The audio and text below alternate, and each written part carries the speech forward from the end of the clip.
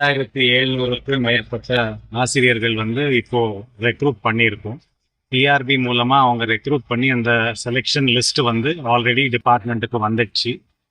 விரைவில் வந்து அந்த டீச்சர்ஸுக்கு உண்டான போஸ்டிங் ஆர்டர்ஸ் எந்தெந்த இடத்துல காலி பணியிடங்கள் இருக்குங்கிறத பார்த்துட்டு அந்தந்த இடத்துக்கு போஸ்டிங் கொடுக்கறதுக்கான ஏற்பாடுகள் நம்ம பண்ணிட்டு இருக்கின்றோம்.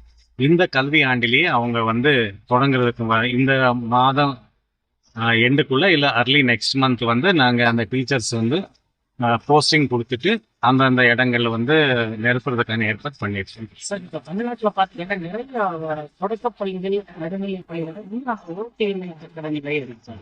இந்த கல்வி திட்டத்தில் எவ்வளோ கடந்த 4 ஆண்டுகளில் ஒவ்வொரு ஆண்டுமே 1000 கோடி அளவுக்கு நம்ம வந்து பேராசிரியர் அன்பழகன் திட்டத்தின் கீழ் வந்து இந்த மாதிரி இருக்கின்ற ஸ்கூல்ஸ் வந்து ஐடென்டிஃபை பண்ணி நம்ம அதுக்கு பக்காவா பில்டிங் கட்டி கொடுக்கறதுக்காக கடந்த 4 ஆண்டுகளில் 4000 கோடி நம்ம செலவு பண்ணியிருக்கோம்.